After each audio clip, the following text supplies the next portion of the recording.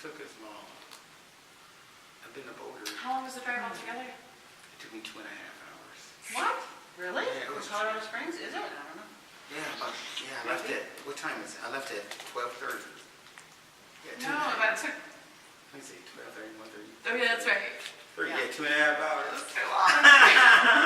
And there's probably traffic. There's a lot of There's traffic. always traffic, even on a set. Yeah, this is cool.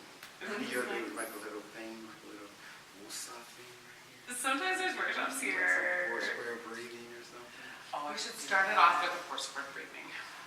Oh my God. I would do it. You're talking. fine. It's She so found great. us. Yeah. 4 square breathing. 4-square breathing. It's cool. I do this with my students, especially on the first day of class when everybody's like all tense and scared. And it's something I do throughout the day, like when I'm stuck in traffic. I didn't today because I was like conducting business on the phone, doing all kind of craziness. But every now and then you have to do 4 square breathing because we're moving so fast and we're doing stuff all the time. We don't breathe. You guys breathe because you are dancers, so I'm sure you take time to breathe. But most people don't take the time to fill their lungs up with fresh air and then let out all the negative crap. So let's start with a 4 square breathing. Okay. All right. Just relax. So, how this works, I'm going to say inhale. You will inhale through your nostrils on a count of 4 for 4 seconds. I will say hold it. You will hold it for 4 seconds. I will say exhale. And you will exhale through your pursed lips for 4 seconds. We used to do this in China, and every time But it works. Yeah, it works so well, but I like would start to giggle because like he would be, I would be like really hyper in the cab in China, and he'd be like, "We're gonna do 4 square breath," and I'd be like, I wouldn't be able to start laughing about how. But when you did it right, you really did. It always works. It's just like I just have that response now where I like wanted to giggle, but I'm gonna keep it real. I'm just gonna. Just follow me. Inhale, 1001, 1002, 1003, 1004. Hold it, 1001, 1002, 1003, 1004. Exhale, 1001, 1002, 1003, 1004. Hold it, 1001, 1002, 1003, 1004. Resume normal breathing.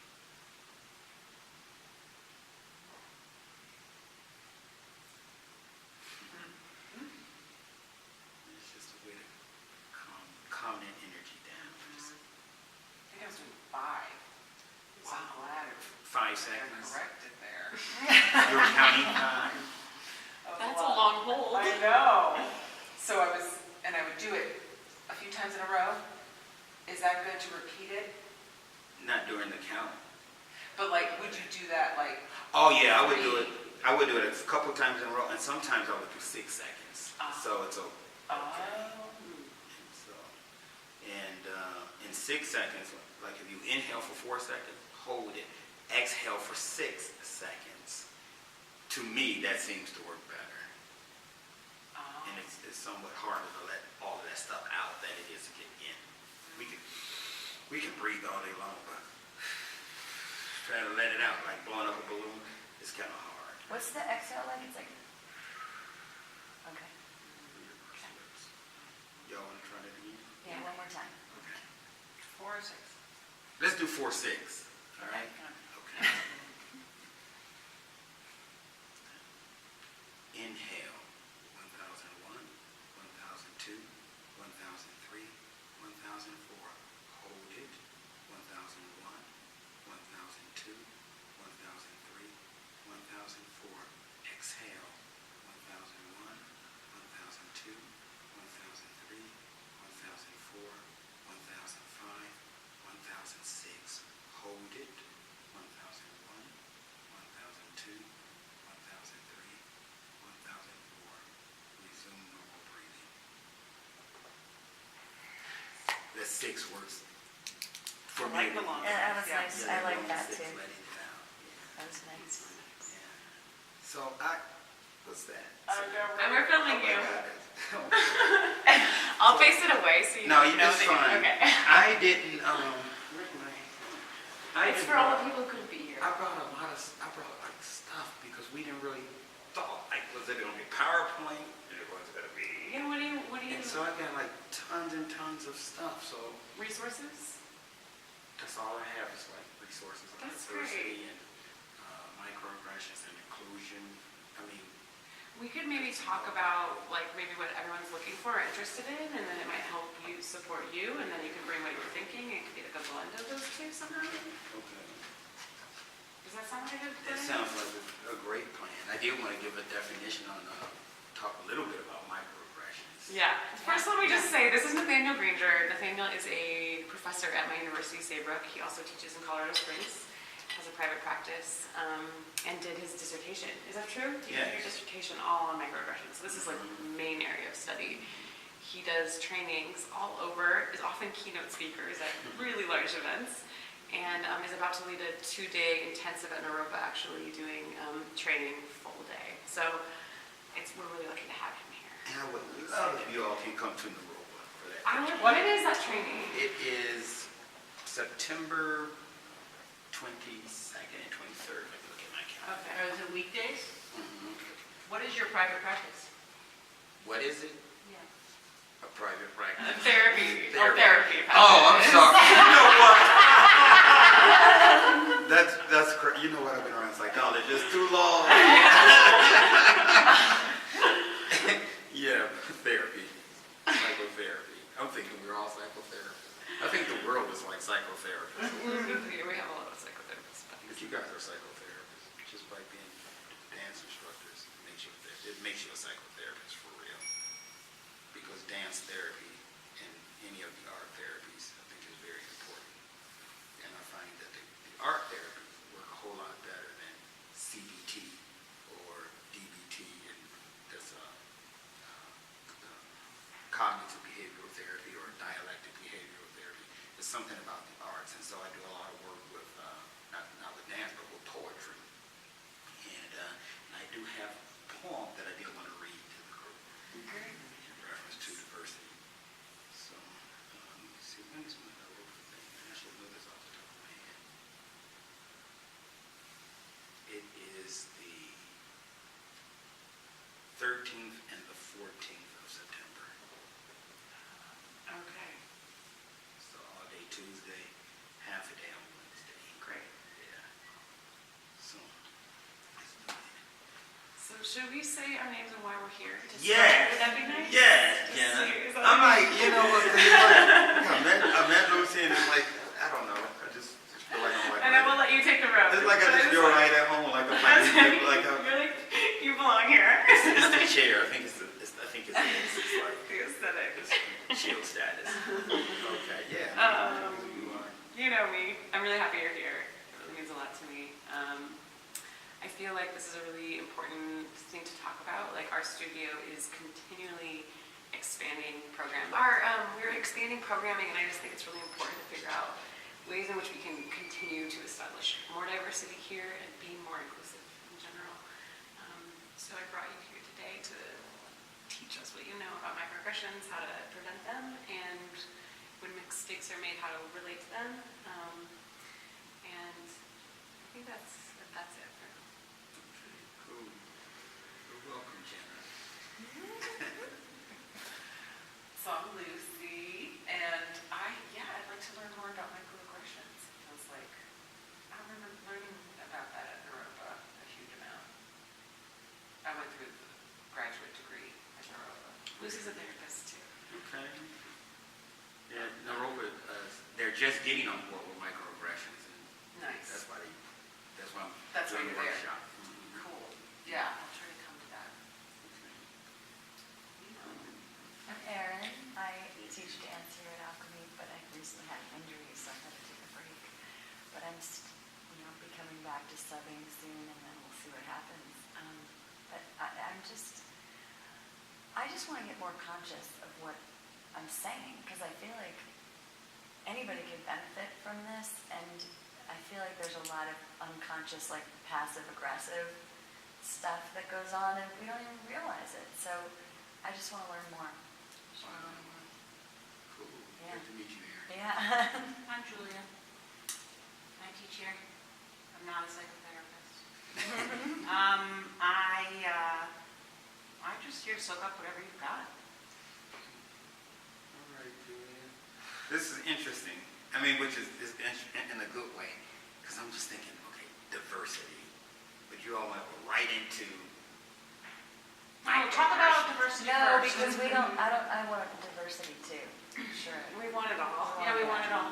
And I wanted to say now at some point I'm going to have to seek out, get home for my kids. Okay. We try to get as much in an hour and hour and a half. Yeah.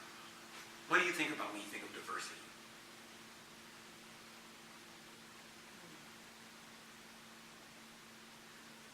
I think of different perspectives, like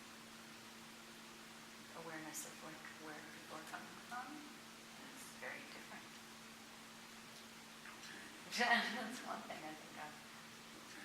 Different perspectives. Yeah. Okay. I mean, that's very general.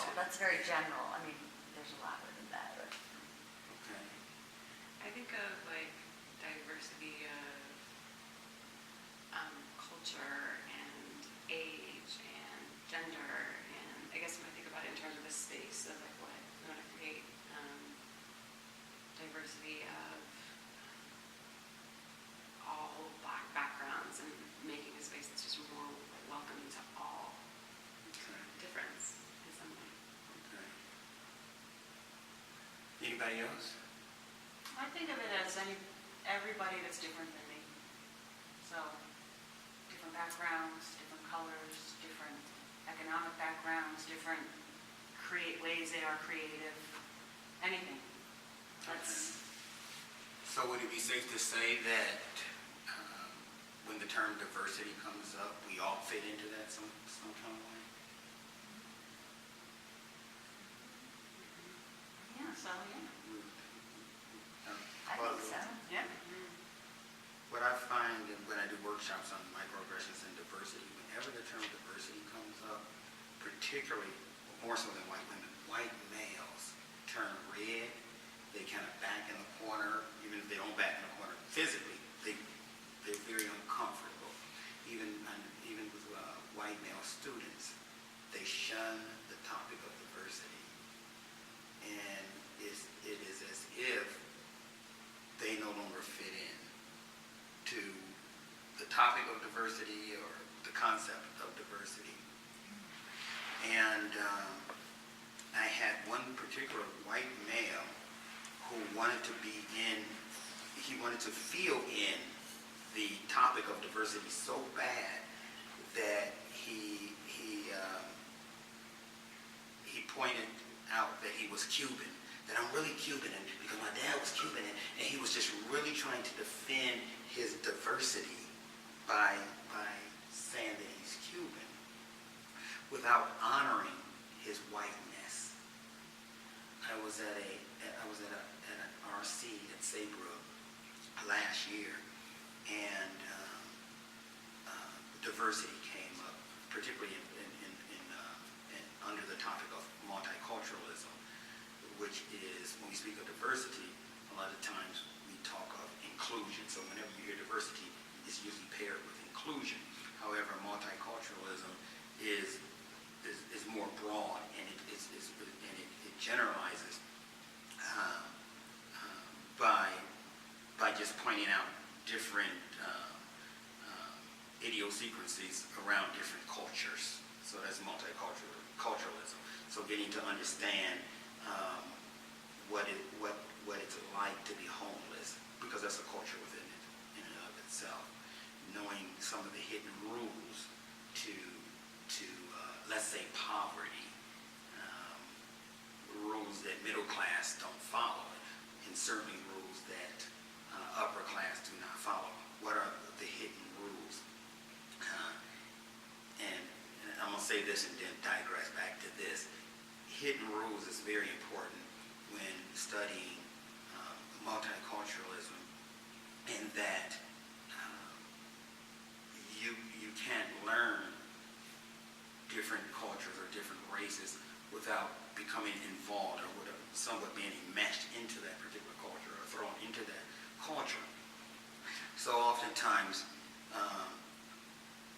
people pride themselves in multicultural studies because they took a workshop or they took a class on diversity, and they stick their chests out and become somewhat pompous or, I know all about that kind.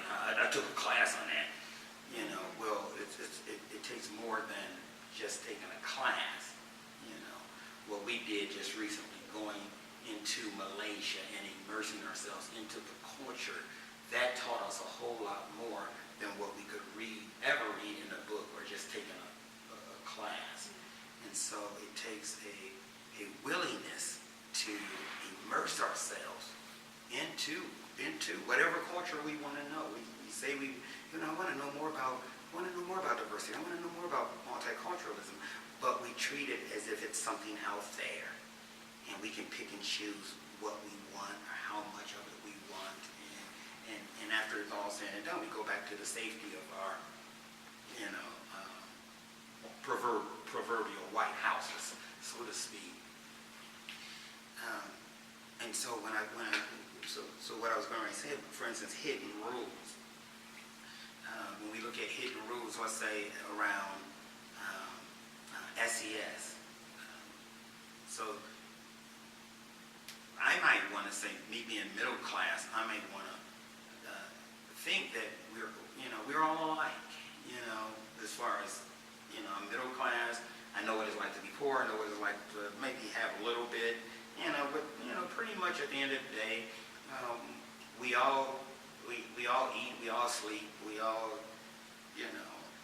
we're basically the same. And then I look for studies to confirm my belief, which is called confirmation bias. And so I saw one particular study to confirm this, and it stated that that any American who makes around $70,000 a year, in that 70,000 range, they are pretty much the same as far as spending and lifestyle as those who are millionaires. And it's like, whoa, okay, that proves it, Okay, I'm certainly not a millionaire, but I can live like one because I've been around, So I'm thinking in terms like that, but that's confirmation bias. And with confirmation bias, we tend to lump people into the same group, that everybody is the same. And we do it with race. And that's a big thing today, more so than ever before, which is colorblind racism. When we say we're all the same, or when we make comments such as, you know what, I really don't see race. And this comes from a very good intent, that, I really don't see race. And I teach my children not to see race. And I've gotten it, oh God, probably, if I got a dime for every time I heard that, I probably would be a millionaire. But when you tell me, a black male, you know what, I really don't see race. You're saying to me, the hidden message to that, what you're saying is one thing. What do you think the message is? Just negating Who you are, where you came from. Absolutely. Absolutely. It negates a very important part of me. When you tell me you don't see race, and I'm standing here talking with you, you have just invalidated a major part of my personage. And so, and the same thing with, some of the hidden messages, let's say around SES, when it comes to just eating, when I was very poor, and I grew up very poor in inner city Chicago, it was very important that we had enough to eat. And I came from a very poor mom who told me some of the stories where they would hoard food up underneath their bed because they never knew what the next day would hold, if they would ever have enough. And so growing up in poverty, the hidden message to just say supper is, did you get enough?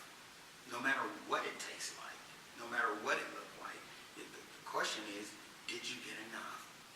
And so, this is why we find in poverty, the obesity rate is much higher, because it's not based on the quality of the food, or even certainly not the presentation of the food.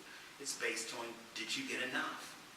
And so why is the poor people are much fatter than rich people, so to speak? Because that hidden message just around supper it plays out, And whereas in middle class, that message it changes.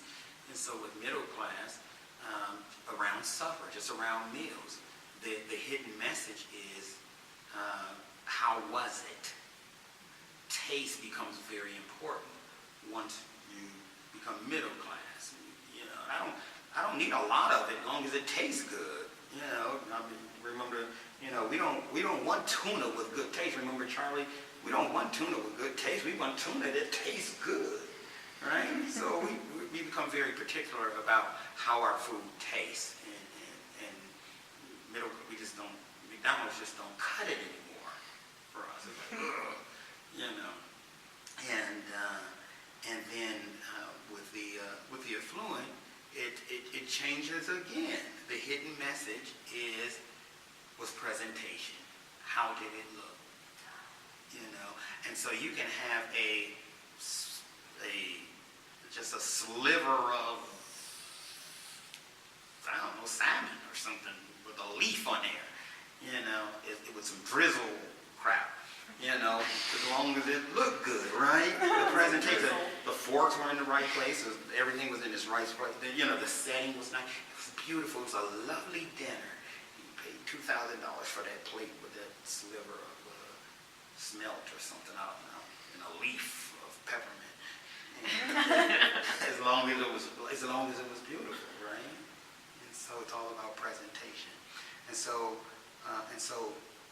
that is, I would say that is one of the first steps to understanding diversity, is knowing the hidden rules. And when we know the hidden rules and we become conscious of the hidden rules, we would watch some of the things we say, because there's what we say is one thing, but how it plays into someone's rule, there's rules. That's a whole nother thing. And so, in academia, I hear girls, particularly friends, they girlfriends, they can call each other bitch all day long. Bitch, you bitch, and they laughing, they playing with each other, and they're okay with that. And I may want to get in and thinking that I'm in with them, because, this is my girl, this is my home girl, we cool. So I want to get in, and I'm like, yeah, you bitch. No, I can't do that. I've crossed the line, because even though my intent is well, because I want to be in with, these my home girls here. They were calling each other bitches. So I'm, I want to be in that obviously that's the key word here is bitch. So in order to get my membership, I have to be able to say bitch too, so I want to be part of this members only club. But kind of find out, me saying bitch it doesn't get me in. If anything, it's going to get me further out of that group. And so, and by the way, that's a microaggression. And we're going to talk about what the definition of a microaggression is in just a minute. We do it when it comes to orientation. When when something breaks, for instance, I dropped my phone a couple weeks ago and I broke it, and I didn't say this, but probably 10 years ago, before I even knew about microaggressions, I may have said, man, it's so, I might have called this phone, oh man, this stupid phone, this thing is so gay, this phone is so gay, what is that message? What am I saying when I say that's so gay? Bad. It's bad. That's what it's saying. And so when I hear it in my classes, I shut that down. And you do not say something is gay, because the hidden message is you're saying that gays are bad. They're flawed. They're broken. And so you can't say that, And so a lot of times we want to be a part of so bad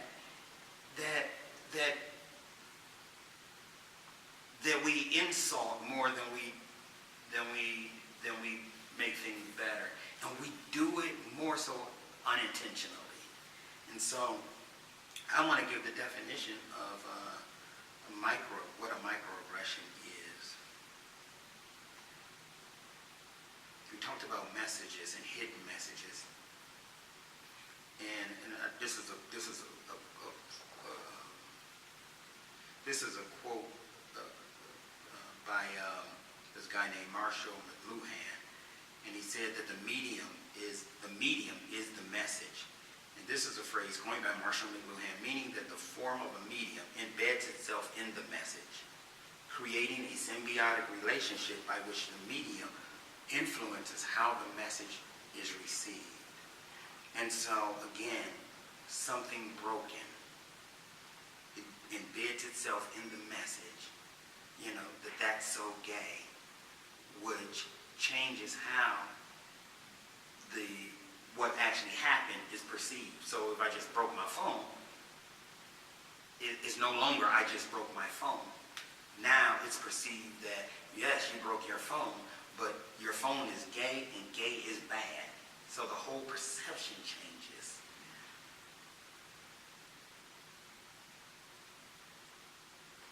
Any thoughts?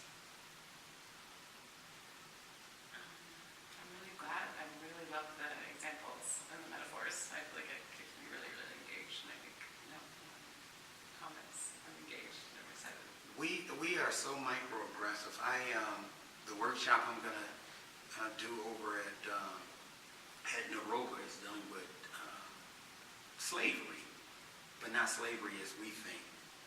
Slavery in the form of microaggressions and how we are all enslaved by microaggressions. Microaggressions are brief, commonplace, daily, verbal, behavioral, and environmental indignities, whether intentional or unintentional, that communicate hostile, derogatory, or negative racial, gender, sexual orientation, and or religious slights and insults to the target person or group. And the thing I like about that definition, brief, commonplace, daily. We do it all the time. Can I ask if this is an example of one? Mm-hmm. So we, at the studio, we actually just recently had a diversity training last week, and it was just the LGBTQ population. And we say the word ladies into the microphone a lot, and that's like assuming that everyone is of the same gender and that everyone's identified as female, which isn't always the case, and it's not always, you can't always tell just by looking at somebody, like knowing what gender they are. So is that an example of a microaggression? Like I'm aware that trans-identified people come to the studio. What would you say instead of? People. People. Y'all. Y'all. Dancers. Dancers. Dancers. Mm-hmm, mm-hmm. Yeah, because I've had someone, I think the person you're talking about, said something once, like, oh, we're ladies, and that's dumb. And it's amazing how aware I am of it. Like, I want to say, take her up, roll it out, like, roll her out. I always want to say her. It's like on the tip of my tongue, my entire class, and I'm like, people. People. So I'm always saying people. I say that. I never even thought of it. I say drag her in. Yep. I always say her. And then if Troy's not in class, I'm like, Woo! Yeah, but that's what you can't assume, is that just because someone speaks out on behalf of their minority position, that not other people are identified in that way. Like, you actually can't tell by looking at somebody how they identify. And I think that was the point that Sarah was making last time. Was like, it's not. You know, this question came up in my human sexuality class, And you talk about the class just exploded around that one question. How do we know when it's microaggressive or not?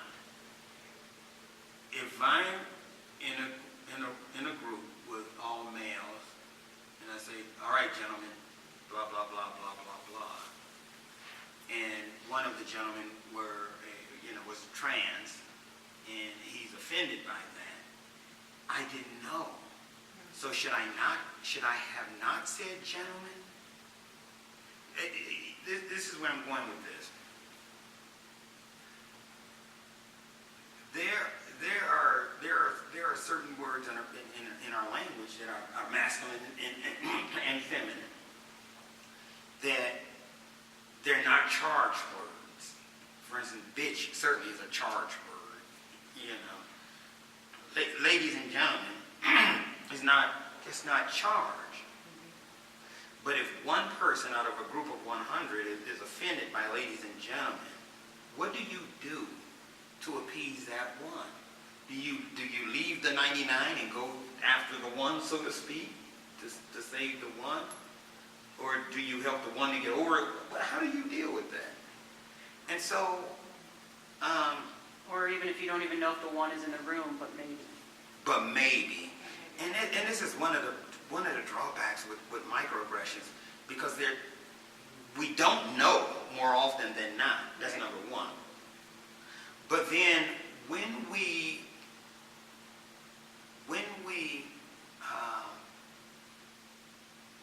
become so hypervigilant and so on pins and needles and so can't do this, can't do that, can't live,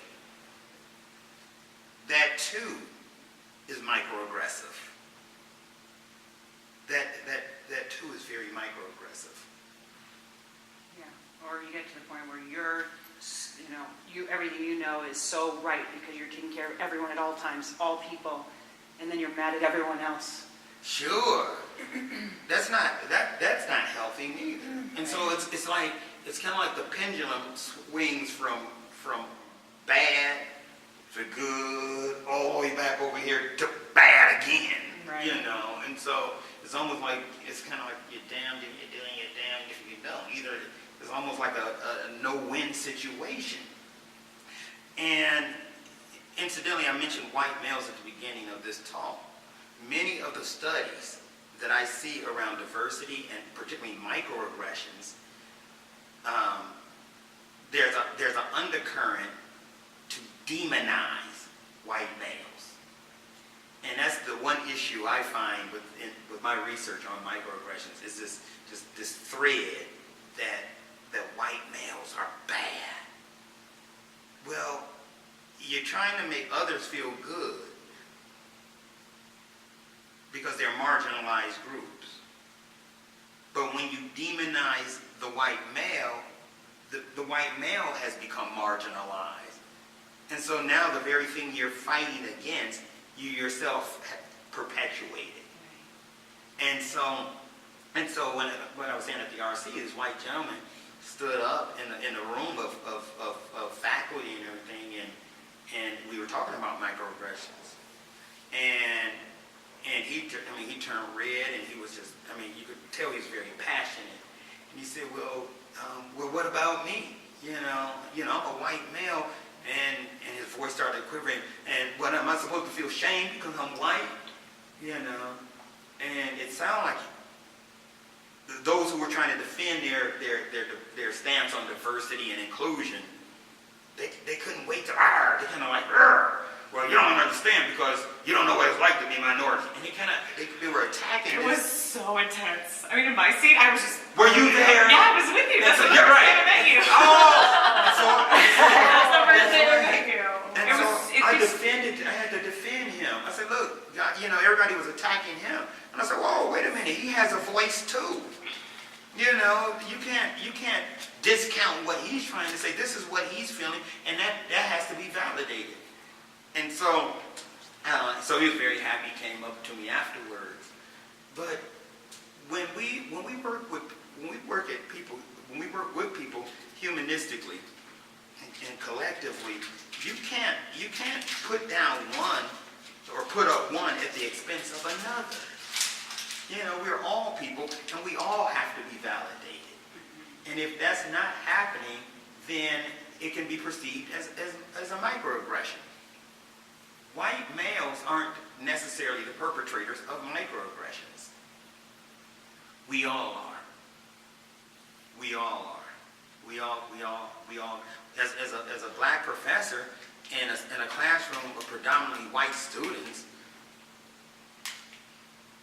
who has the power, so to speak? That's my classroom, and I can be very microaggressive. In fact, a few years ago, I was very microaggressive to an Asian student. This Asian student, she wowed me from day one. She was brilliant, and she aced every test, and she was able to classroom participation. She had perfect attendance. Well, the final paper for the class was a research paper that was worth 20% of your grade, of the student's grade. And this particular Asian woman, she had blown me away.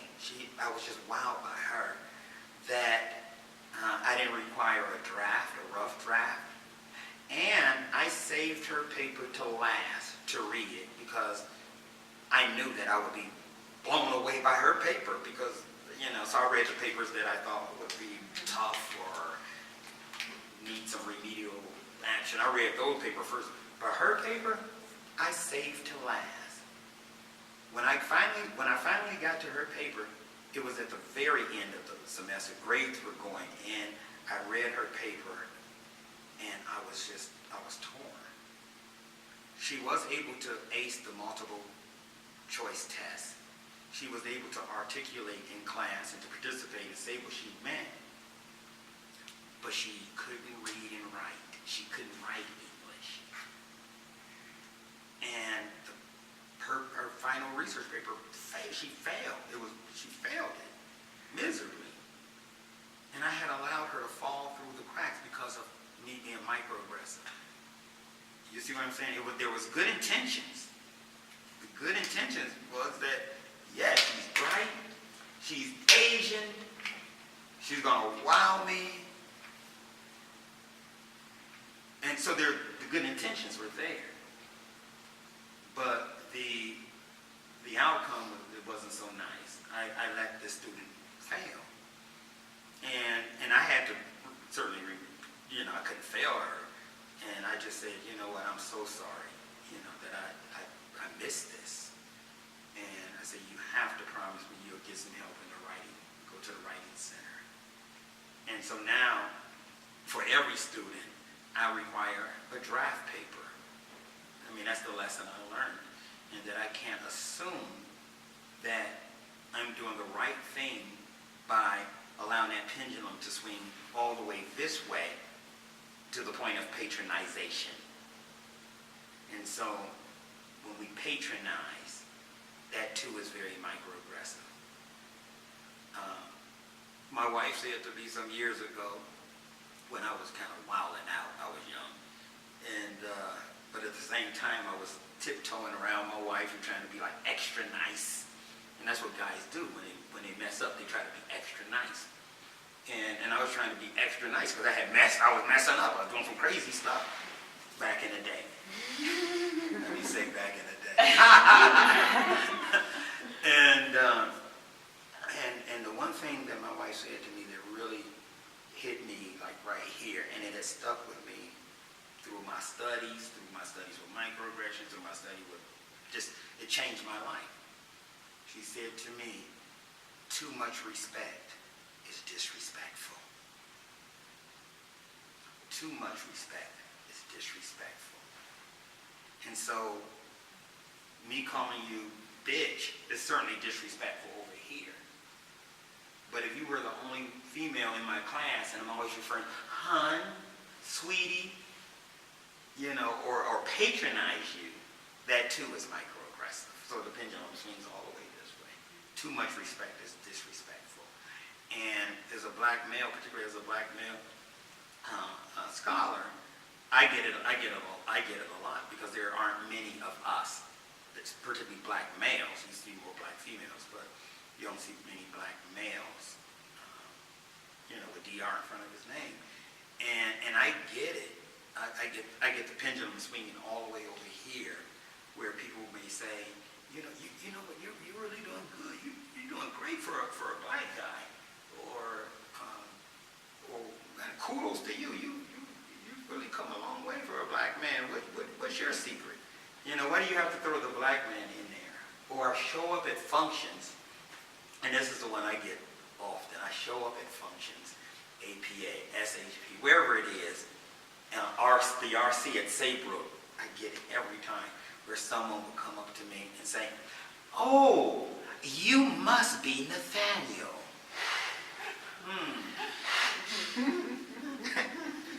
Is that microaggressive? How did you figure that out?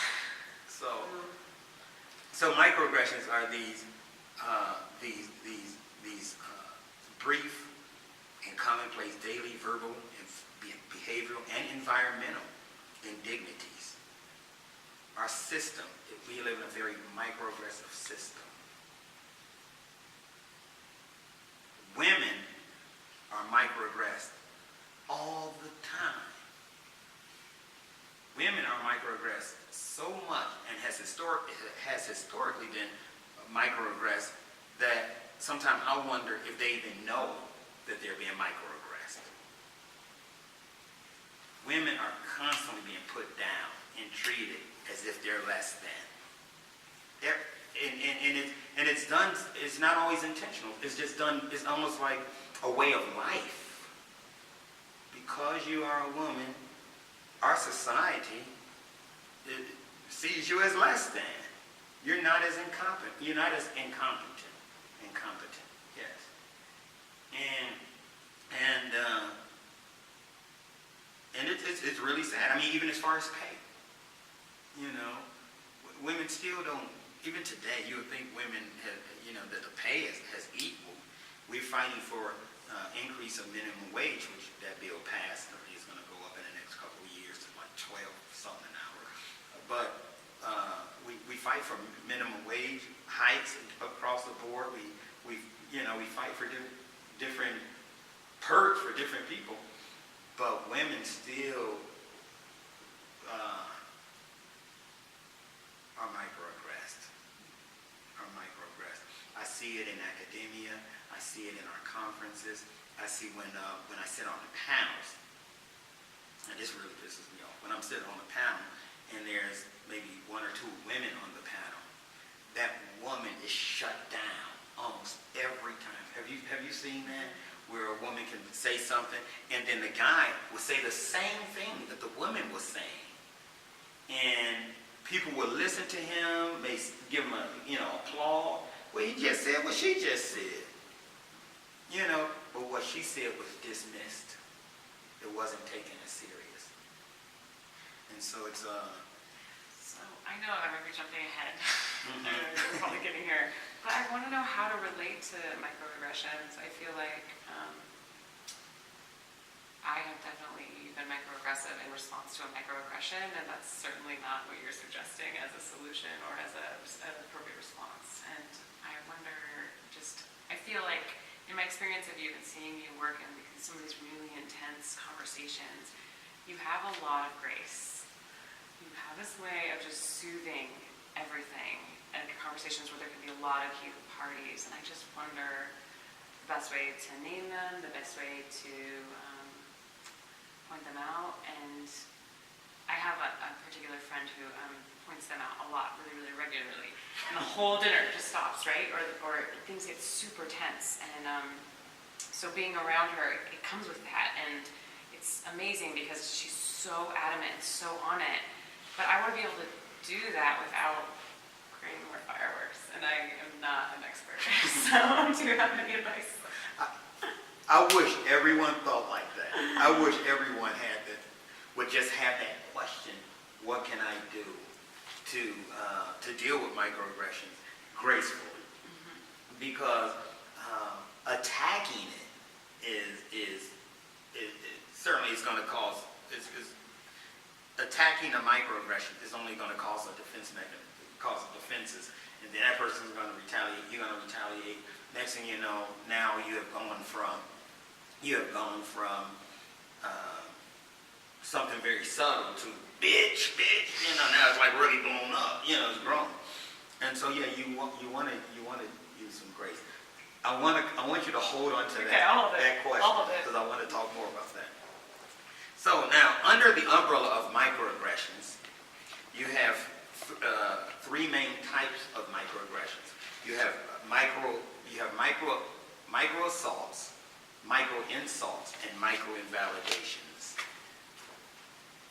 Micro assaults, these are conscious, deliberate, and either subtle or explicit racial, gender, or sexual orientation, biased attitudes, beliefs, or behaviors that are communicated to marginalized groups through environmental cues, verbalizations, or behaviors, and they are meant to attack the group or the person's identity.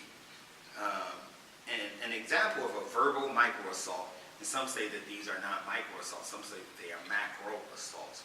But a verbal microassault includes the use of racial epithets, referring to African Americans as niggers, Japanese as chinks, Japanese as jabs, Chinese Americans as chinks, women as bitches or cunts, and gays as fags. These are all microassaults. And we hear these terms all the time with no thought. And based on the zeitgeist or the way of the times, some of these words become so popular that we think it's just the end thing, that we could just say these things, But these are micro assaults, and they're not okay. Someone argued with me. Let me say this: they're not okay within context. What do I mean by that?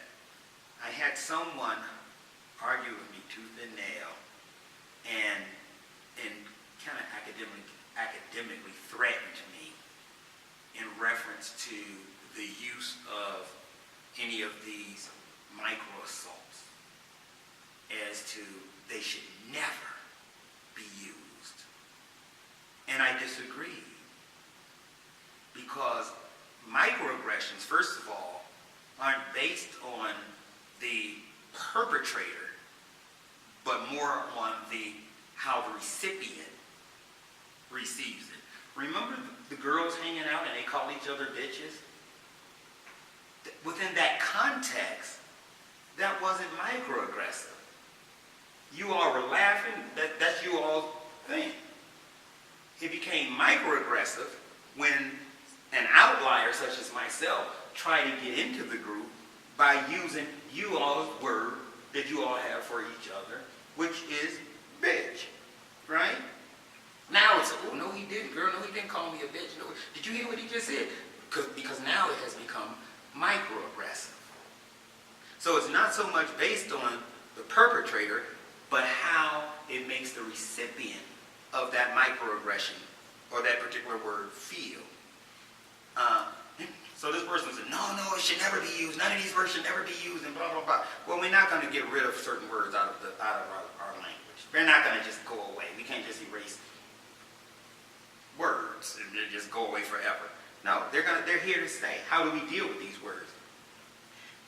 We have to recognize that certain words are okay within context. There are certain things that you and your partner will say within the context of the bedroom that you don't just say in the back of a taxi cab, well, maybe in the back of the taxi cab. No, you don't just say, you don't say in a classroom, right? Or in a public setting. So there's certain things that may sound bad, but within context, it's not bad. And so, same thing physically. If as I demonstrated in my sexuality class, we talked a little bit about pleasure pain, the pleasure pain principle. How there are some pleasures that are actually painful, but the perception of it is pleasurable. Does that make sense? And if some things are completely pleasurable, then it's no longer pleasurable anymore. It can be somewhat painful. It's not pleasurable because it's too good. For instance, the same thing with, remember I said too much respect is disrespectful. Too good is bad. It's not good at all. So I would like to hear it. So the N-word was used in class here by a teacher. The N-word? The N-word. N-word. What N-word is that? Am I being trapped? And it's interesting because I've taught for 10 years and I have a couple songs that have the N-word in my music. And I would be like, oh no, here at Alchemy, I'd be cringing. But then when I teach in prison, I was like, I couldn't sing it. I don't know why that occurred to me. And I was in a teacher training with these women on the wall. So it was like 5 of us, very small group, and we were dancing to Beyonce's new song, Sorry. She's like, I'm sorry. And then she drops the N-word and I'm singing along. And I just sang it in this group. And there was one black woman. And I was like, but it was so weird. It was so weird how I felt like somehow it was more okay there than here. And I don't know if it was because there was a black woman and I was singing Beyonce. It's really an interesting moment. Wow. I was like, we should choreograph around that. Like, I was wanting to, like, you know the song? I'm sorry. It's so good. It's the best ever. It's a good song. Well, you love everything by Beyonce, right? Yeah, I do. I made them watch Lemonade when we were in China, all the existential psychologists. Work. And they said it was an existential film. What are you all thoughts? Okay, let's say, first of all, let me say, I personally take issue with when I hear the N-word. And in my I don't know. I see. in my book, Okay, that's why we're here. No, that's what we're talking about. actually, I have a book out. Let me just go back. Let me see if I can find page. Nancy. You want to play the song? Right. I don't know if you knew that, but we are. Nancy Drew. Let's talk a little bit about the N-word. All right, so let's get. I'm so glad we're talking about this because I feel really weird even saying the N-word. I feel weird saying the N-word. Now, Do you feel like when someone says the N-word, they're just saying it anyway? I might as well just say it. they might as well say it. They might as well say it, 'cause what's the I really difference? take issue with that. That's the N-word. Just say nigger. Okay. You know, because the N-word, we know what you mean. You Right. know what you mean. So you're saying it. You're saying it anyway, and you're trying to take some of the charge out of it by saying it's the N-word, but it's still the N-word. It's still nigger, you know. And so,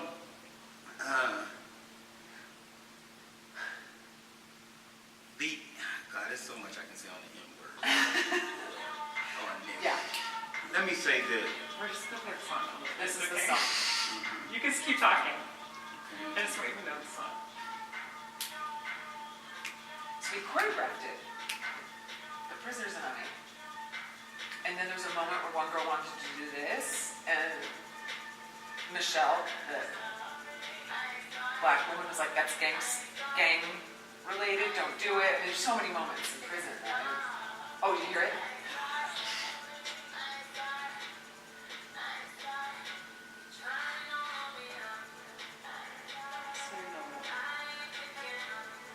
Do you remember it?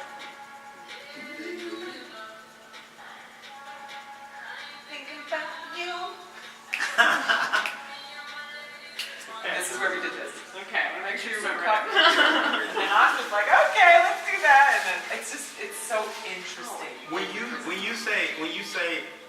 say the N word, or when you say, why are you saying it? Well, this incident at Alchemy kind of traumatized me, and I'm now like, this word. I mean, when I was singing in prison, I said, nigga, no. I was totally at peace with saying it in the context of choreographing and singing along. Of more diversity, which is so interesting.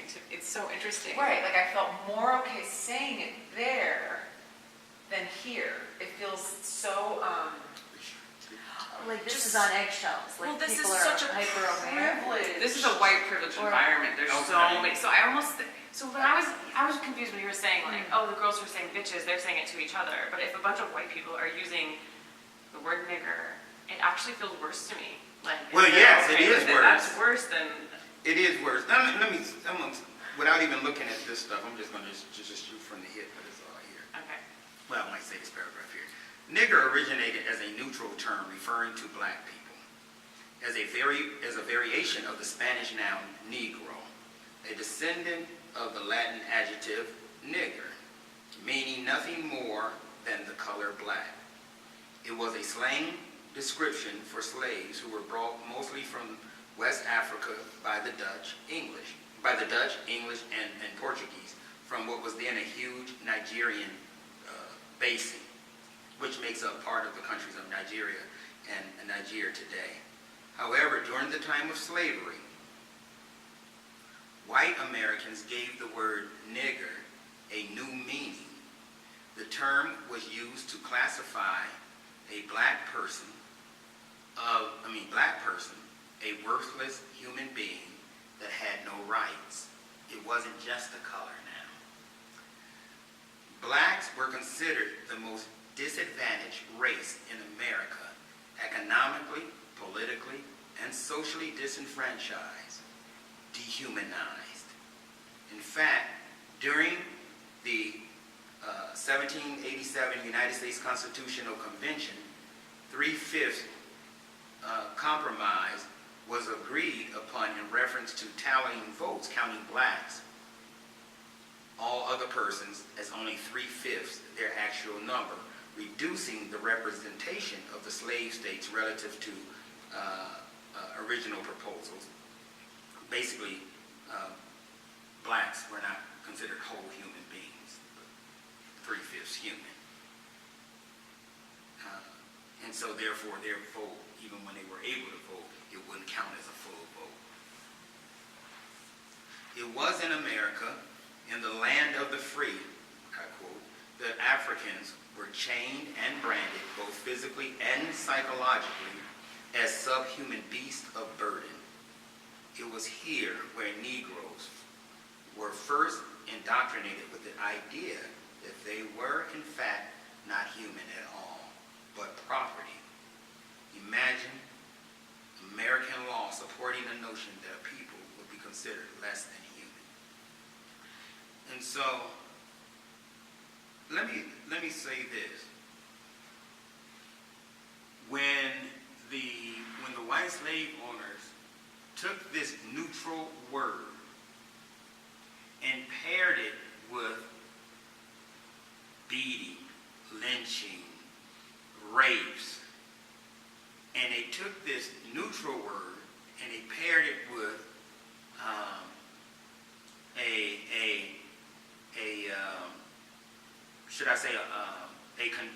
they took this neutral word and they compared it with what is called a conditioned stimulus. You remember that Pavlov's dog? Where now this neutral word is paired with a whip, or paired with a rape, or paired with you're going to be hung or something, lynched, or whatever the case might be. Now, whenever the white person uses the word nigger, there's a pairing that has taken place, and that pairing has passed down through generations in the minds, generationally, to the extent that there's no good that comes out of that. You can't look me in the eye and say nigger and think that there's good, no matter how the intent may be, is because of that pairing. It's kind of like with Pavlov's dogs. With Pavlov's dogs, we learned this in probably high school, whatever, when Pavlov taught his dogs to salivate at the sound of a bell. And what he did, he had a conditioned stimulus, which was meat powder. And conditioned means simply learned. You automatically know this stuff. You automatically know this. Excuse me. Let me go back. He used it. No, the meat was an unconditioned stimulus. Unconditioned, meaning it's unlearned. Meaning the meat is going to elicit a response in the dog, whether he learns it or not.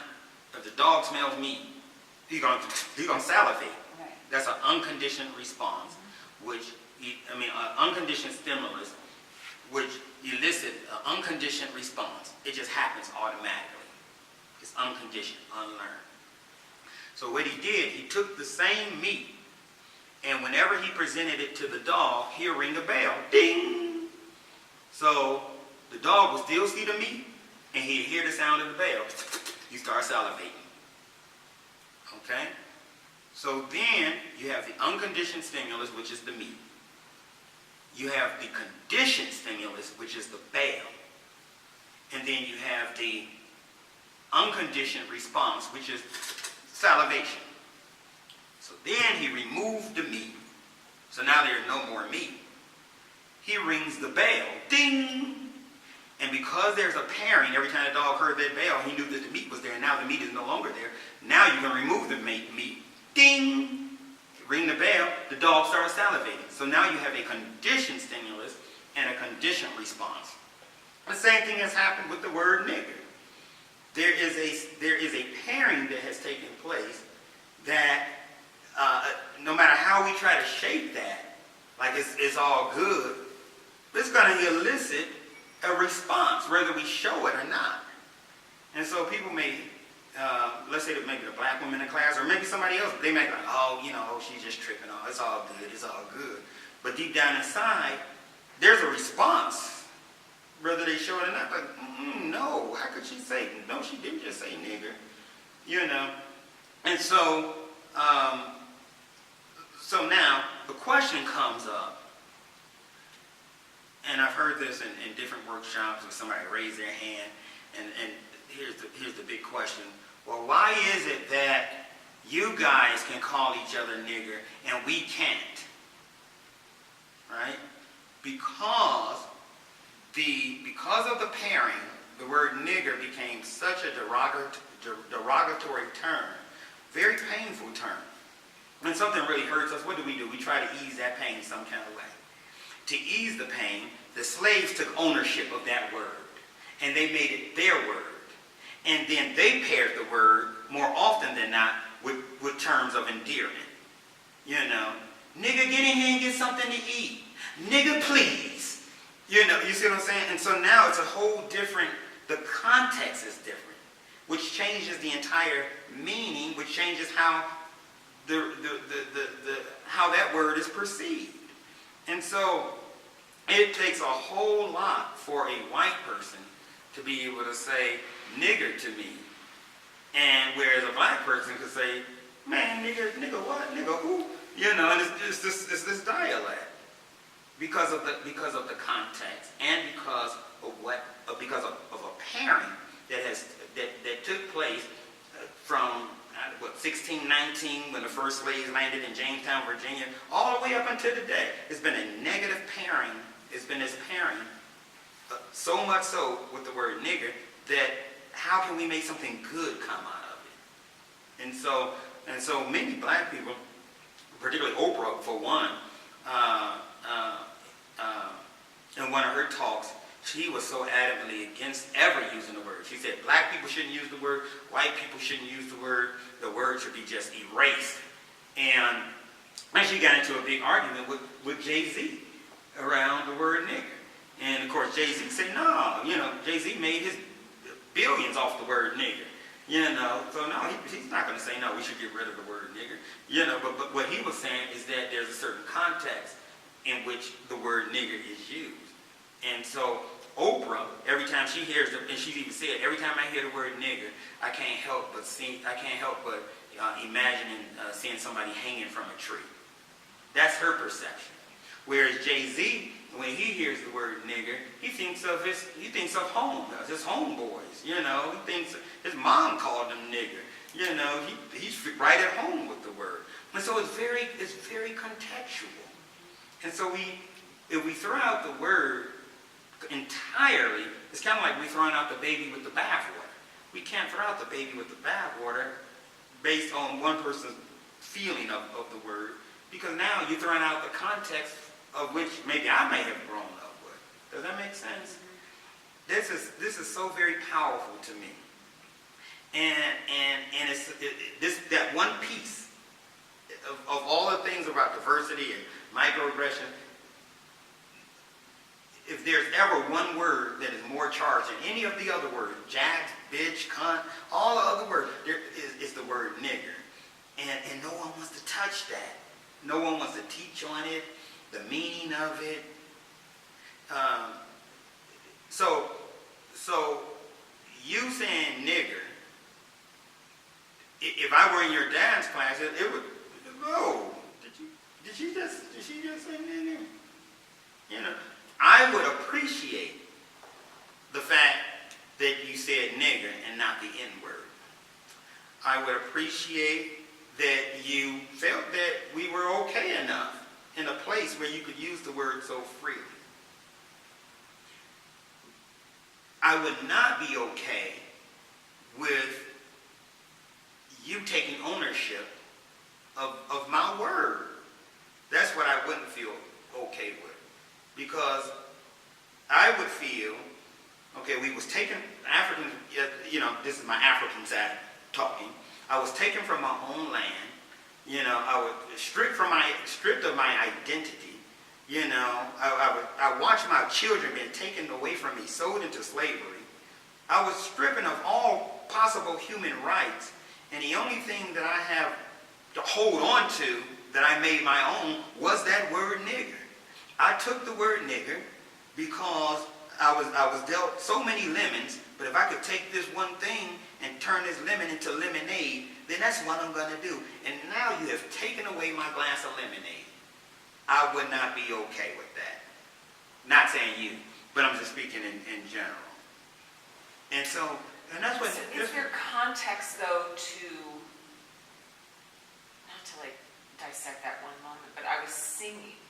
Yeah, to the song. You know, and I get that too, and I wouldn't take issue with, because when I play my old school music, and I love Wild Cherry and play that funky music, white boy, and I play that funky music, white boy, you know, and I'm okay with saying that.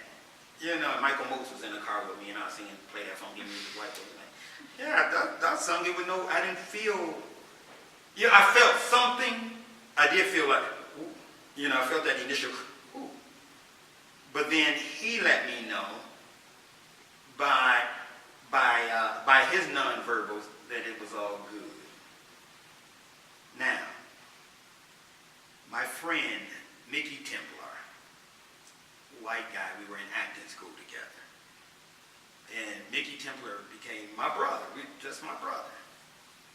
And he was able to say to me, but I was able to say to him too, nigga please, nigga please.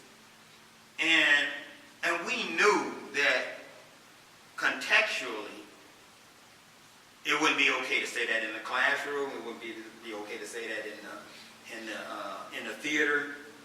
But between us, I was okay with Mickey saying nigger please, and I was okay with me saying nigger please to him. And that nigger, that word nigger, had become a term of endearment based on that context, based on the relationship. Just like me and my brothers can say, nigger please. That was symbolizing that you're my brother. But to say that that's okay across the board, you have to look at the context. And so, always be mindful of the context before assuming that the context is okay to say it. You know what I mean? So, That's some heavy duty stuff. Wow. Yeah. So you're saying if you're singing along with the song that used that word, you wouldn't take dramatic offense to that, or you wouldn't think somebody. I don't like songs in any way that use that word. They use the word, and particularly, for instance, I was in the mall. This was a couple years ago, and I went into one of the clothing stores, and they were playing some music, and the music was just talking about bitches and hoes. And I said, man, you can't play that. You know, like I own the store. Man, Yeah. and I look, what do you mean? I said, man, what if my mother come here? What if my wife come here? What if my grandmother come here? You know, they might want to shop with me. You can't play that. You know, and I was very, very serious, and he took it off too.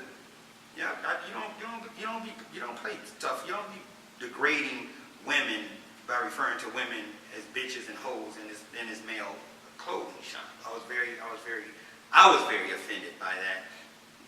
Not so much me personally, but thinking of how my mom would feel if she walked in there, how my sister feel. And so I have to look at not just my feelings, but I still have to always be mindful of context. It's so tricky because when Beyonce's singing that, she's singing that to Jay-Z. She's singing it to her partner in their relationship. It's their thing. And then is it a form of appropriation that we would then be adopting this word, in some ways adopting mannerisms or adopting culture, or even like just wanting to there is this we are all really in love with Beyonce. There's moments we want to be with Beyonce, but there's a photo up there where we posed just like Beyonce, and Beyonce had all of her girls, and I had so many complaints, and I was like, this is a huge issue.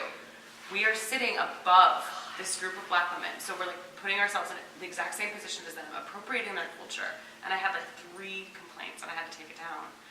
And there was a quote from the movie, but I just worry about this piece of what you're saying is that this is a sense of home. This is a sense of this is a sense of community. This is a sense of your rights, of you. There's a reclaiming. And so I wonder about us in this studio space. I mean, we can't avoid playing music that had the word nigger in it. There's so much music. That's right. But then I think that maybe there is a line around saying it a lot, because what ended up happening is one of the clients in the studio space was this isn't appropriate for all of these different reasons, and she studies a lot of diversity in her workspace. So I don't know. I mean, I would say I would say play the music. Yeah. You know. And sing to the music, or don't sing to the music. And then too, one thing about music, much like I'm dance, gonna sing to it. I wouldn't say. I would be careful saying that word. If you know I would be the careful song. saying nigger. I would be careful verbalizing it. I would play the music. It's something about the arts. You know, the arts transcend a lot of the microaggressive messages. The arts have a way of transcending it. It gets it out in the open. And going back to your previous question, how do we deal with microaggressions? One of the things is microaggressions more often than not are invisible. And it's important to make the invisible visible. Bring it to light. You know what? That really offended me. Or I see you like Beyonce. Bring the micro. Don't just sweep it under the rug like it doesn't exist. Right, yeah, it's just so interesting because I'm singing that song. I guess it felt more like if it was just a sea of white women, it's somehow more fucked up. But just singing it, I don't know, it's weird, of all places you'd think of prison, I'd be scared to sing. It just came out, I was singing, and then I had this oh God, was that okay? And then, Well, see, in prison it's a whole different dynamic too. Yeah. And so not only are they enslaved by microaggressions, they are enslaved by incarceration. And so they can feel a certain way, but they can't, what can they do? You represent authority when you walk into that prison. You represent someone in power. And when I say in power, you represent a part of the establishment. And so they can get mad or whatever the case might be, but you're part of the establishment in their eyes. Right. I have general population classes where there could be 30 women, random women. But the teacher training is what these are from, and that was a much more concentrated, intimate group of 5. And so there was just something maybe in me that felt like, oh, we have trust or rapport. I don't know. It was just one of those moments where I was like, I was working on my internship at youth corrections, and I had a kid, one of my favorite kids. The kid was just totally out of control. He was bad. He had to be put in he had to be on lockdown most of the time. This kid was out of control, but he had a rapport with me, even though sometimes he acted up and crazy or whatever. And but anyway, he was just bad, out of control. And he's a black kid. And I would talk to him, because he'd talk to me, man, I'm the type of nigga, I do such and such, such and such. I'm the type of nigga, I do this and I do that. And I said, man, why don't you try to be the type of nigga that would try to learn a little more, try to do something like this. Why don't you be that type of nigga? And the clinical director wrote me up and said that I was being racist. And I was like, first of all, you don't even know what racist, you don't even know the definition of racist. She was just way out in left field. This is the way we could talk. And I saw this kid make improvement, with me that he wouldn't make with anybody else, because I was able to meet him where he was. And so, going back to you and that question as to how to make the visible, how to make the invisible visible, and I shared this with you before, it's a dance. And you guys dance. Incorporate dancing, not just in the physicality, but even in your linguistic skills. When you're working with clients, when you're working with people who may come in here, your language should be a dance. And you can win people over with your language, or you can make people completely repulsed by your language. And that's whether singing a song or talking, whatever the case might be. Always be mindful that what comes out of here is a dance. And I have found that is, you asked me the secret of how you do it, that is the secret. I beat myself up. I even said it today. I said, I don't know why people always want me to speak here, speak there. I got to leave here and speak somewhere else, matter of fact. And yes, I do speak all over the world. And people still hire me to speak all over the world. And I feel like, God, I just suck. I just like, I don't know what I'm like ill prepared. I don't know what they want me to talk about. I'm like, oh, I'm like freaking out. But I come to realize that when I treat it as a dance and allow it to come from inside of here, then you can touch the hearts of different people, no matter what culture, no matter what background they come from, if you allow it to dance, if you allow your and sometimes you're going to mess up. It's just in dancing. When we dance, sometimes I'm going to lead, but sometimes I'm going to let you lead. Sometimes I'm going to step on your foot. And sometimes you're going to step on my foot. Sometimes I'm going to dip you. Sometimes you're going to dip me. We're going to spin each other around. And sometimes one of us may trip and fall. But you don't get off the dance floor. You get up and you keep on dancing. And that is the same thing with language around diversity and multiculturalism, particularly microaggressions.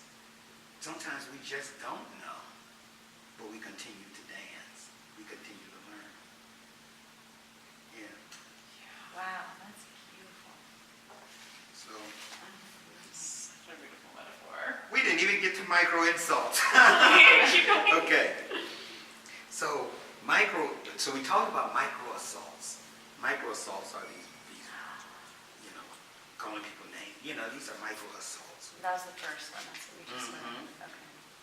And then micro insults are characterized by interpersonal or environmental, and they always say environmental because we live in a system that is very microaggressive. There's messages all around that says you're less than, or you're this, or you're that. Just a commercial, just recently, on incontinence. And they had these cartoon characters, and whether it's the pens, whether it's poise, all of these incontinent commercials, there's always women. Like men don't get incontinent. It's always women. Yeah?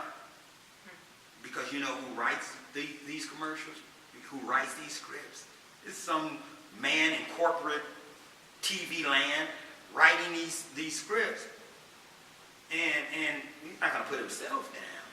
He's not going to put the message out there that, you know, when he coughs, he pees on himself, or when he laughs, trickles of pee come out. No, he's not going to do that. Well, men are incontinent just as much as women. But you don't see that on television. The message is that women are incontinent once they get, I don't know, postmenopausal or even beforehand or whatever. Not the addiction, babies, dancing. Squeeze those. That's right. God, I even feel paranoid when I say Kegels. Seriously, I'm like, oh my God, because of our... Because of gender difference. Oh my God, I'm like, perineum! I start to get a little phobic. I'm like, squeeze your Kegels and your perineum. I'm trying to represent the whole genitalia. But it's not the genitals, really. It's the muscles. It's the Kegel muscles. Right, but some people wouldn't have them. Do you have Kegel muscles? I thought everybody had Kegel I muscles. Too. I thought it was like stopping the flow of urine. Well, Yeah, we It's all the have muscle Kegel. that, like, if you're peeing and you stop yourself from peeing. Men So, have that. And We women have don't. Kegel muscles. Yeah. oh. I don't know that for sure, but And I was I'm told to guessing. exercise, you're supposed to exercise your Kegel, you squeeze, you know. You Oh, gotta- really? squeeze your There we Kegel. go. Solved that one. That was an easy one. Squeeze your taint. Oh my God, you Like my say that perineum. on the mic? All right, work on your perineum. That's It's very Boulder. That's a very Boulder. work on your perineum. Wow. Breathe into your perineum. They said that on meditation retreat. Squeeze your Creates a lot of perineum. giggles. But yeah, now, and then I was a bit worried about that in prison. I'm like, can I say this in front of a lieutenant? Now I'm just like, your pelvic floor is like a hammock. You're going to squeeze those diamonds. You're going to, you know, close your private triangle. You're gonna I got Close your private Private parasol. private parasol. Parasol. Seal it up. And I'll just look at the lieutenant. I'm like, yeah. See, and I'm like so okay with that. And I do know that some people are so not okay with that. And again, the context, you know, maybe 5-6 years ago, I got a 4 on my evaluation. Normally, I don't say it's braggadocious, but I get all 5s in my classroom. So the department chair comes in and evaluates. Well, this particular semester, the department chair came in to evaluate. This is my human growth and development class, and we were talking about the stages of orgasm. And I went through the stages, and I said, you know, how males, and then males reach their peak, and it's very quick, and then it's bam, it comes straight down. Boom. Whereas women, you know, and I demonstrated, I drew on the board, and then I was like, women's orgasms are much different than males, and that it takes them a little longer, actually. They still have the excitatory phase, and, you know, they have the phases, the different phases of orgasm, but it's more gradual. That's why, you know, women can be turned on first thing in the morning. You know, you go out to work, and I feel kind of awkward because it's all women. But, you know, you kiss her on the neck. You call her. You send her, send her a nice text. You know, you could build up on this gradually. You know, that's the old adage. That's why women like to be wined and dined, because it's a gradual. It's an ongoing thing, and that spills over even into climax. That whereas males can, you know, I feel so weird. Whereas men, as they are rapidly going up, women are more gradual, and they can stop. Where a lot of times with men, it's just straight ahead. Where women, they're going up, and did you hear that? Then they go up. Did you pay the car note? You know, and so they're doing this. You know, so it's kind of up and down, and some research states that if a male were able to have the same orgasm as a woman, that it would kill him. And so, because the intensity is so far greater than a male's orgasm, and then it lasts so much longer, you know, where a woman, when she reaches, she can, you know, and as I demonstrated in my class, when she finally reaches, you know, man, bam, he's asleep, you know, whereas she, you know, he's sleeping, she didn't even get there yet, you know, whereas she can reach and it's bam, bam, and I took the marker and I went across every board, bam, and went bam, bam, bam, and I saw this old man, he was just sitting there, he just turned Be Real. Oh, God. Then he called me to his office later on, don't you ever refer to an orgasm as bam, and he dinged me on that. That was fine. So we're worked in the class, and I assumed that the context was okay because this is very educational. You know, people need to know about, you know, the different stages of orgasm. We need to know this, and he was not okay with that, and so I assumed that he was okay based on the context, based on the material. You know, it's in the book. I just used the word bam. And he didn't like it. I had to sign a statement, never to use that again, never. So we're in the pussy of Boulder. I don't know if you knew that. If you knew this, like, we call this the vagina of Boulder. So your sex commentary is totally looking. You have 20 more minutes. 20 more minutes? Yeah. Wait, Let's look at. so wait, can you just read one more time the definition of a micro insult? Yes, I didn't get all that. This is a micro insult is characterized by interpersonal or environmental communications that convey stereotypes, rudeness, and insensitivity that demeans a person's racial, gender, or sexual orientation, heritage, or identity. Micro insults represent subtle snubs, frequently outside the conscious awareness of the perpetrator, but convey an oftentimes hidden, insulting message to the recipient. Somebody turning their nose up at you because they think that you're less than. And they may not even realize they're doing it. It becomes so instinctual almost, where people will look at you a certain way based on the color of your skin or based on your gender or based on your sexual orientation. And I'm guilty of it. I mean, I'm so guilty of it that I beat myself. Like, God, I wish I want to stop this. You know, just today coming up here, this car was just driving way too slow, blocking in the wrong lane. You know, I'm like, so I flashed my lights. You know, I'm like, and they couldn't hear me. I'm like, move it, lady, man. You know, and then finally they got over it. I looked over, and it was a dude. You know, but my attitude was like, man, what? You know, it's a lady. And I do this a lot on the highway, that I'm really guilty of this microaggressive behavior on the highway. When I see someone driving too slow or driving a certain way, it must, in my mind, it must be a lady. And that's not good. I mean, it's not good. I remember one time hitting my horn. I had my brother in the car. We were at a red light. Car in front of me didn't notice the red light because there was a group of women in the car. You know, I'm like, move it, lady. You know, so it's that thought that man, women can't drive. But is that the case? Why do women have less accidents than men? You know, why are their insurance rates lower than ours? Because we're the ones that's crashing up some stuff. I gotta sneak out. All right. Thank you so much. Yeah. All right. Thanks, Julia. Great to meet you. Thank you. I'll be following up. Oh, those are Jen's. Oh, those are Jen's. All right. Bye, Julia. Bye, Julia. And so the last one, micro-invalidation.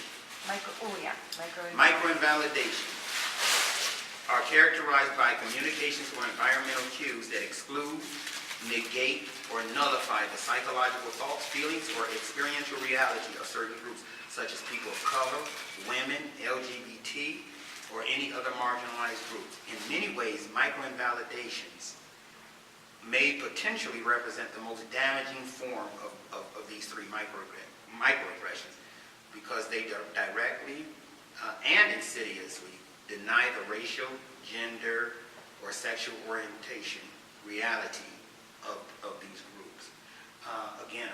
invalidation is I don't see race, or I don't see women. If you are the first woman to receive the presidential award, whatever that may be, in the history of the university, and they call your name and they present you with the award, and they say, well, you know, Lucy, you know, congratulations on, you know, receiving this award. You know, let's say they say something like, we're so happy that you received this award, just like so many before you. Well, everyone else before you were all men. And it's not just like everyone before you, because you're the first woman to be the recipient of this presidential award. But they failed to mention that piece. That's a micro-invalidation. How dare you? You worked your butt off to get this same presidential award. You worked your butt off to make it to corporate. You worked your butt off to get where you are. But the powers that be failed to notice that you are the first woman to get this position. Or you see how that's an invalidation? It's so contextual because I was raised in a really female-run family. Like, it was like a matriarchy in a way.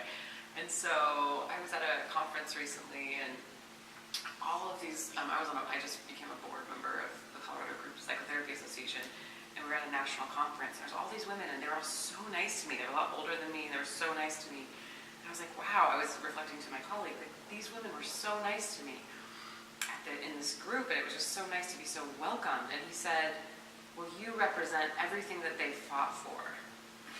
Like, somehow I represented a woman being in a leadership position, but I actually think I take for granted in some ways that, like, women had to fight for rights, because I actually came from a family where I didn't feel less than, I didn't feel like my voice was less than, I didn't feel like I had to diminish my voice to have a voice in classrooms. I am a loud person because I'm the eldest of 5, really big family, but I always felt like my voice counted, that I've never felt that. And then in my classroom too, in Europa, the women would get really mad, like, the men have all the speaking power, the men, and I was like, I don't know, what is that? Is that because I'm blind to it, or is it because I was raised in a different culture? Like those differences, like, I don't sense, you know, I don't believe the women are the men at all. Like, I never even, like, it doesn't come up for me until, like, it's something that's pointed out, like, oh, well, wages are different across the board. And I'm like, oh yeah, systemically there are differences, and that's frustrating. But in that way, I don't know. Well, it's kind of hard to, the way you were brought up, I mean, this is learned. You learn to be a certain way. And to learn a new way, sometimes you have to unlearn what you were brought up. And that's very difficult, to unlearn what you have learned to learn something else.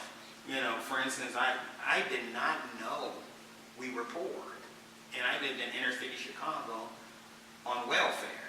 I had no idea that I was poor. But on top of that, I had no idea that I was a minority. Because my whole neighborhood, every place I looked at was black folk. Surely the world must be black. You know, and it wasn't until I was in college when I found that we make up 12% of the population. I was like, you gotta be kidding me. Only 12%? And 1/3 of us are incarcerated or part of the penal system. I'm like, whoa, it ain't many of us. There's a lot of white folk out here. I'm like, whoa, I didn't know. You know, I really thought white people were the minority because of the context that I grew up with. Yeah. You know, so, yeah. Any thoughts?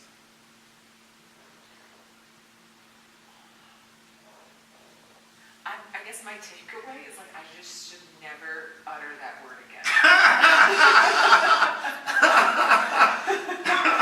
And it's funny, I don't think I've ever said it before in my life. Such a weird, like you kind of grew into it. So, Like it just overtook you. I've been at maximum for a year now.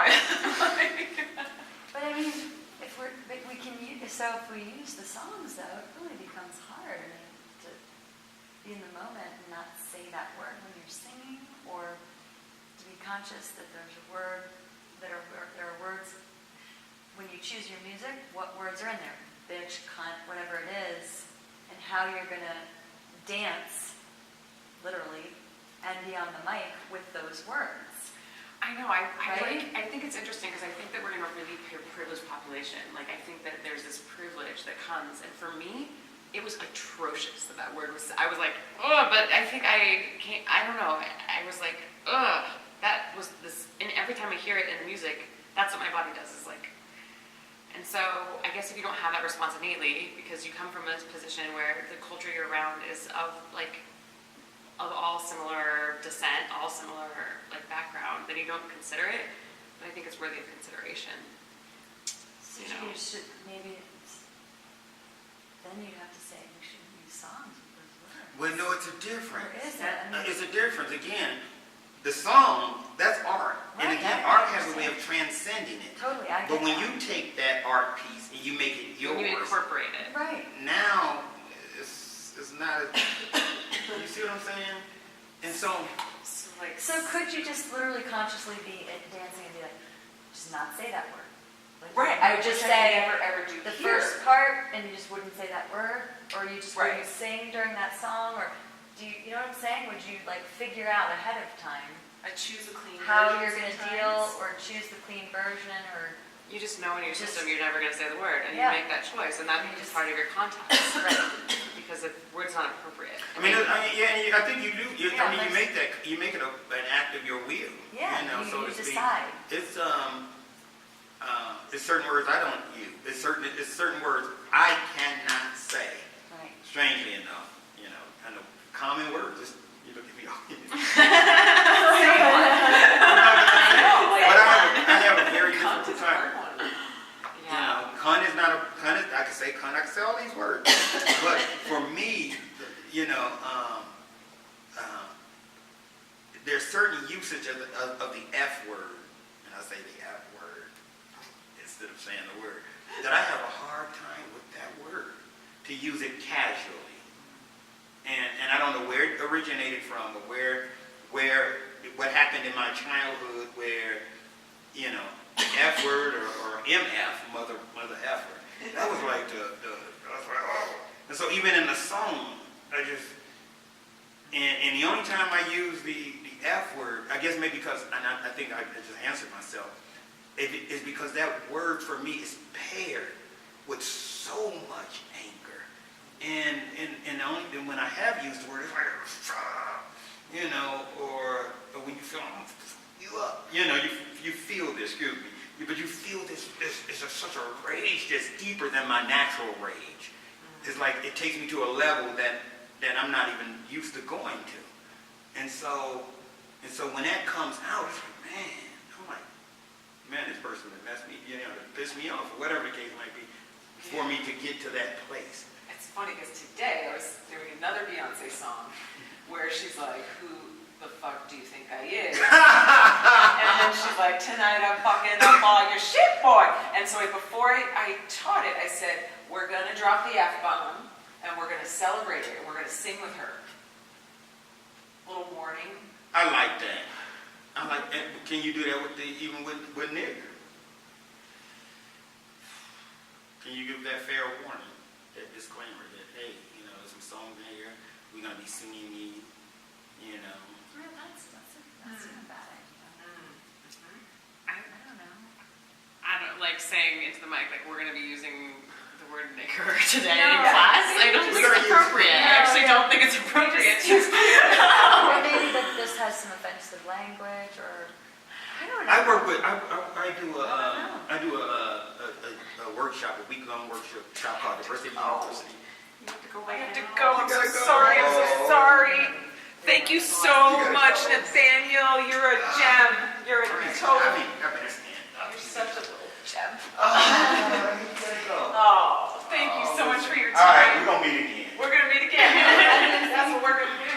So I have one question about an example of a microaggression, or that I perceived it to be a microaggression. I just didn't know how to handle it. We were watching the Lemonade movie here, and one woman, who's Caucasian, we had a projector here, and we were watching the movie, and actually after we had an open discussion about the movie, and it became a really big conversation about race, And it was a lot more intense than I realized it would become. Like, the conversation just got a little edgy. And one woman who's Caucasian, she said, well, I don't see race. Like, it's like kind of what you said earlier. Like, I'm in a place that is just full of only white people, and so we just didn't have that. We just didn't have that concept of race. And I sat there, I was so, like, triggered, because I think, I was like, what are you saying? Like, you're saying you came from a place where you didn't have any difference, and therefore you don't notice difference? Like, how is that even possible? Or I don't know, but I didn't know how to name it, or how to make it into more of a conversation. So I wonder, like, about pointing things out that do, I guess for me, I notice like a contraction of my body when something just feels like it might be. And I know that there's so many that I'm not aware of. There's so many that I'm not aware of. I know I just told you that as a female, I don't even notice sometimes that there's parts of the world that don't think that I'm like as valuable. I'm like, I didn't know that. But like in the moments where I do feel like something's a little off, I'm like, what's an appropriate way to have that conversation, to bring people into the conversation rather than pushing them away with this puffed up arrogance, which I think I've been I can do. It's not playing dumb, but is empowering the other person. So what I do is, I'm really feeling this tightness in my body. Help me understand your perception of what's going on with this race, because so I throw it back on, help me. Yeah. So now I do it with my students, I do it in workshops, help me understand. Help me understand. And people are so quick to, because especially Americans, Americans are arrogant. We know it all. And so when you give somebody that power to express what they know, by saying, help me understand your point. Then they'll tell you every time you'll get anything you want out of it. Anything. That's a good suggestion. So, but yeah, this is there's so much, and we just really just scratched the surface. But you really had some amazing gems in here. One was like, too much of a good thing goes wrong. So you can't become hypersensitive and hyper-aware and squelch every comment and, point. That doesn't work either. And you can't just ignore it and let it go. You have to find that balance and dance it and just keep trying and keep at it and work together and figure it out. Yeah. That's beautiful. It is, and even as the not only the perpetrator, but like I said, it's really the recipient. Yeah. And it's been times that I have to break away. Lewis Hoffman, I do a lot of work with Lewis Hoffman, and presentations, and being the only black male everywhere, no matter where we go, I'm always the only one, right? Just pretty much, I'm just about the only one. And because of what I do when I work and stuff, so people are just like on me, like I'm some kind of celebrity. And I look at Lewis, and I was like, I need to go to my room. I have to break away because it's too much. Sometimes. A little too much. It's just a little too much. A little too much is a little too much. Sometimes a little too much is just a little too much. Maybe I'm just too much for you. And so being the lone black male a lot of times, people mean well, and the patronization becomes overwhelming. It's like they want to roll out the red carpet because I'm the black male. Oh, right. And now I'm no longer, it's almost like I'm not human anymore. I want to be human just like everybody else. Don't make me less than human, Right. but don't make me into a god. Yeah. I want to be human too. Just, yeah. When I was doing my clinicals, the president of the school walked into the clinic. Of course, I was the only black in there. He walks in, people speaking to him. Hey, Dr. Cohen, hey, Dr. Cohen. He's speaking to people. He walks over to my desk, to the desk where I am. Nathaniel, how are you doing today? I said, I'm good, Dr. Cohen. He says to me, have you experienced any prejudice around here? Because if you have, I want to know about it because we don't have that around here. Yeah, I just did. I just experienced it. You see, he meant well. Yeah. But what he did, now all eyes are on me. I'm the object of prejudice. And so now I feel less than human. I'm not like the rest. He made it very clear. I'm not like the rest. In his good intentions. In all of his good intentions, he made it very clear. I'm not like the rest. Yeah. It's tough stuff. Yeah. I want you all to see this, one of my favorite little video clips. It's tough stuff because it's like so like historical and generational. It Generational. goes so deep. It's so and I think that's the patterns and repetition And language. language. It's it very, is very it's- much so, and that's one thing we really want to rid ourselves of the historical implications of microaggressions, even going back to slavery. We want to wipe that out like it doesn't have an impact, Right. but it does. I mean, our country was founded on the backs of slavery. Long before we became a country, we became a free nation. We became free from the British in 1776. We had already been enslaved for 150 years before that. And so long before we were even a country, we had slavery. We had microaggressions. And so it's so part of our nature.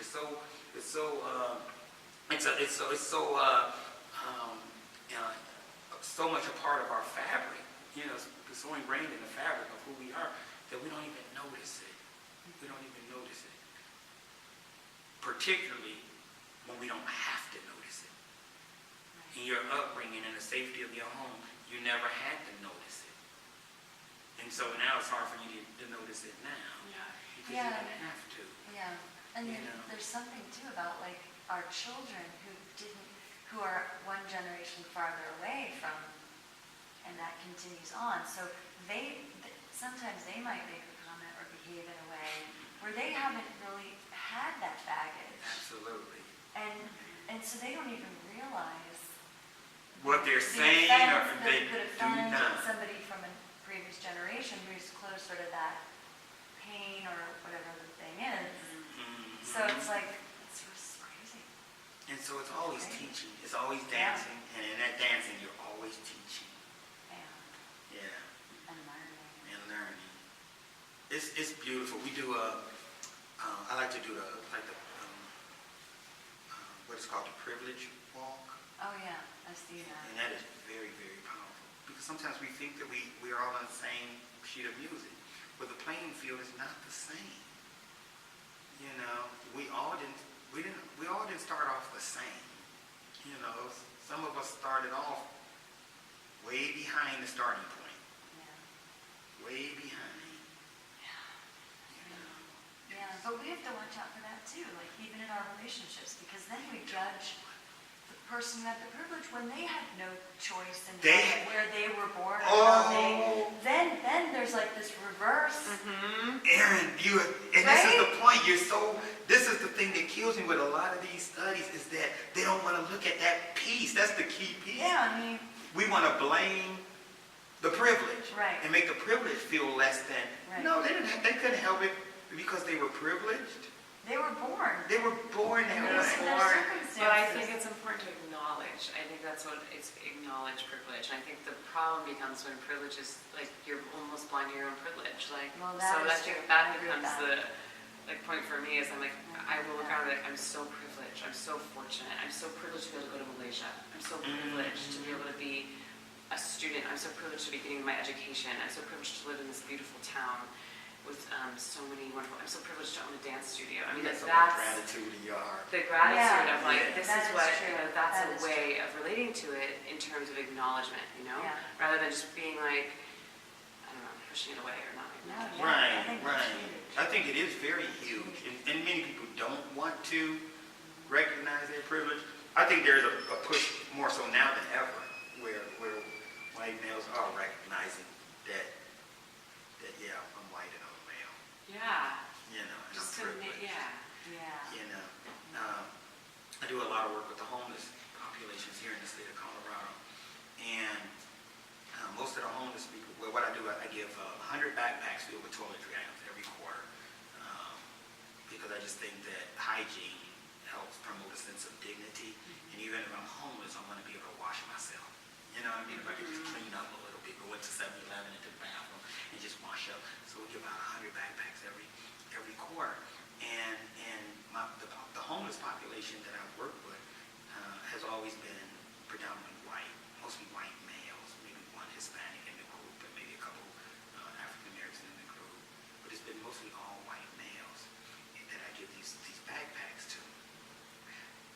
Wednesday, prior to the convention, we did backpacks, and we did them in Denver at one of the parks, and that population was all black. Well, the day before, I went to the park and I talked with the homeless people and said we'll be coming back the next day with backpacks and toiletry items. They was like, "Thank you, God bless you, blah blah blah." And I told them, I said, "Make sure you get the word out." And so when we showed up, we had backpacks and toiletry items, water and stuff for the homeless. As soon as we got out of the cars, and Louis Hoffman and Sean, they got out of the truck, we all had backpacks. A squad of police converged on us and the homeless population. Not 2 police, a squad, 12 police. Oh my God. They was going through the bags, we looking for weapons. And the sad thing about this is, I didn't know to be angry. I was more relieved that my family members didn't get hurt, none of the people of SAP. I was like, I'm so glad nobody got hurt. That was my initial feeling. It didn't hit until the next day. It brought tears to my eyes that out of all the times I've done this, when the population was all white, not one cop. Now that the population is all black, an entire squad of cops, which shows me the disparity, even within the homeless, that the white homeless are privileged a little bit more than the black homeless. I still got to write an article, and I just can't write my head. You have to. I mean, I think the specific story of the woman you were describing was really, you mentioned this at the APA, there was one woman who was particularly afraid. Yes, and she kept on saying, I'm afraid for my life. She was sitting in the grass. And she said, y'all don't understand. She was looking at Louis like, like he really just didn't understand. She said, but I'm afraid for my life. She don't know when she's going to get shot or killed. Not because she's homeless, but because she's black. And I know we try to act like it's not happening. We want to, and I get that. And that's just natural. We want to see the whole world through rose-tinted glasses. We want to. That's human nature. And I think it's a way to keep us safe and healthy. Just pretend like it's not totally there. People who are diagnosed with cancer, they try to deny it, or somehow, some way, it's not as bad as what it's going to be. It's going to be okay. So we always try to look at it through rose-tinted glasses. The truth of the matter is, when I see it firsthand, that even amongst the homeless and how they're treated, it's a difference.